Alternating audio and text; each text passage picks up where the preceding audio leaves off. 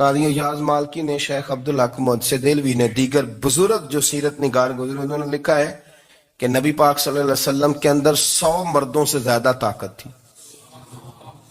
100 مردوں سے زیادہ طاقت. اب جو بات کہنے لگا ہوں، جو نتیجہ دینے لگا ہوں، اس پر خاص توجہ آپ فرمائیں گے.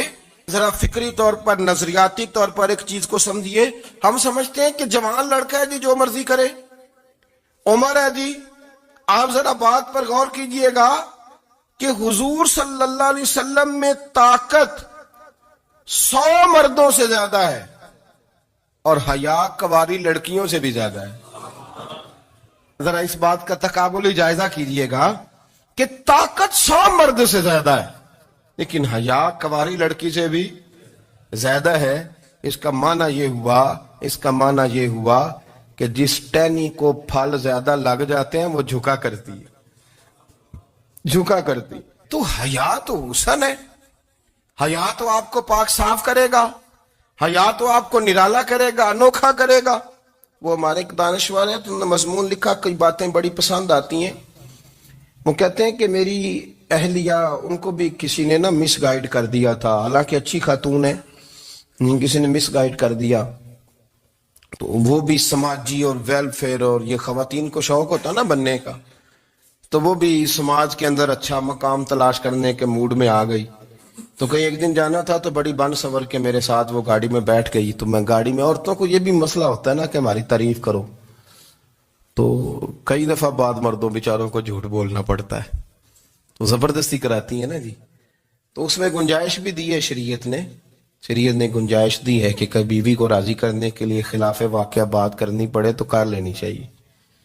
تو وہ کراتی بھی ہیں. 3 موقع پر خلاف واقعہ بات کرنے کی اجازت ہے. واقعے کے خلاف بھی آپ بات کر سکتے ہیں. جنگ کے موقع پر 2 لوگوں کو صلح کرانے کے لیے اور بیوی کو راضی کرنے کے لیے کر لیں کوئی ایسی بات، بے شک اپنی طبیعت پہ جبر کر کے کر لے، گنجائش ہے، اجازت ہے. تو وہ کہتے ہیں جب وہ گاڑی میں میرے ساتھ بیٹھی بن سور کے، تو وہ تقاضا کرنے لگی کہ میں نے بڑے اچھے کپڑے پہنے ہیں پر آپ نے توجہ نہیں کرائی. تو سیانا بندہ تھا، وہ چاہ رہا تھا کہ میری خاتون سمجھ جائے. وہ کہتے ہیں مجھے پتا تھا کہ بیچاری مس گائیڈ ہو گئی ہے، دل کی بڑی اچھی ہے، سیانی ہے، لیکن اس کو کچھ خواتین نے، کچھ لوگوں نے مل کے اس کو ذہن غلط کر دیا ہے کہ سماج میں نکلو، باہر جاؤ، کام کرو، فلاں کرو، اپنی مرضی سے جیو. تو میرے ساتھ گاڑی میں بیٹھی کہیں جانے کے لیے، تو مجھ سے کہنے لگی کہ آپ نے میری طرف توجہ ہی نہیں کی، آپ نے کوئی ذکر ہی نہیں کیا کہ میں کیسی لگ رہی ہوں. تو وہ کہتے ہیں میں نے اسے کہا کہ اگر تو ناراض نہ ہو تو پھر میں صحیح والی تعریف کر دوں. تو اس نے کہا کہ آپ کر دیں. تو کہتے ہیں میں نے درد سے اور خلوص سے اپنی بیوی سے کہا، خلوص کے ساتھ. میں نے کہا میں تو روز گھر ہوتا ہوں، روز شام کو گھر ہوتا ہوں، اگر تو میرے لیے تیار ہوتی تو میں تیری تعریف کرتا، لیکن آج تو باہر جانے کے لیے تیار ہوئی، تو پھر ان سے تعریف کی امید رکھ جن کے لیے تو نے تیاری کی ہے. میرے لیے تیاری کرتی تو میں تو ہر شام تیرے پاس ہوتا ہوں. کہتے ہو میرے لفظوں میں درد تھا تو وہ بھی رو پڑی اور کہنے لگی آپ گاڑی روک دیں، مجھے باہر جا کے کسی کو راضی نہیں کرنا، میں نے اسے راضی کرنا ہے جس کو رب کریم نے میرا شوہر بنایا ہے اور میرے لیے منتخب کیا ہے میرے ماں باپ کو. میں واپس لوٹتی ہوں. یہ ایک پہلو ہے سو لگتا ہوا، اس کو سمجھا جائے. رسول کریم صلی اللہ علیہ وسلم عرب کی کواری لڑکیوں سے زیادہ حیا والے تھے. کواری لڑکیوں سے زیادہ حضور حیا فرمایا کرتے تھے. جب خانہ کعبہ کی مکہ شریف میں تعمیر ہو رہی تھی نا، اہل عرب اس کو تعمیر کر رہے تھے، تو نبی پاک صلی اللہ علیہ وسلم اپنے چچا حضرت عباس کے ساتھ خانہ کعبہ کی تعریف میں مصروف تھے.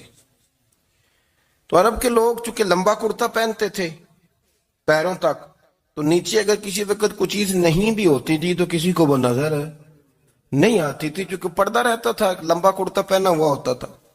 تو جب بچے، سرکار کی عمر مبارک بھی ابھی تھوڑی تھی، تو اس طرح بچے جب نکلتے تو وہ کئی دفعہ اپنی تہمت اتار دیتے نیچے سے، اور کوئی مزدوری کرنے لگتے تو 3-4 طے کر کے تہمت کی کندھے پہ رکھ لیتے. جس طرح کبھی دیہاتوں میں لوگ کپڑا سر پہ رکھتے تھے کہ اوپر اگر کوئی وزنی چیز رکھیں گے تو وہ تکلیف نہیں دے گی. نبی پاک صلی اللہ علیہ وسلم بھی سب لوگوں کے ساتھ خانہ کعبہ کی تعمیر میں شامل تھے. تو حضرت عباس رضی اللہ تعالیٰ عنہ نے کہا حضور سے، ابھی اعلان نبوت بھی نہیں فرمایا تھا، بھتیجے آپ بھی تامد اتاریے، یہ صحیح مسلم میں حدیث موجود ہے، اور اس کو کندھے پہ رکھ لیجیے، آپ اینٹیں اٹھا اٹھا کے لا رہے ہیں تو ذرا آپ کو تکلیف نہیں ہوگی. تو سرکار دو عالم صلی اللہ علیہ وسلم سے یہ بات کہی، اور پھر جلدی سے حضور کی تہمت کو نکال کے نا، حالانکہ لمبا کرتا پہنا ہوا ہے، تو وہ جیسے ہی ان کے کندھے پہ رکھا اینٹیں رکھنے کے لیے، تو سرکار تو زمین پہ گر گئے، بے ہوش ہو گئے، آنکھیں آسمان کی طرف. اور پھر حضور پکار رہے ہیں آزاری آزاری آزاری، میرا تامت دے دو.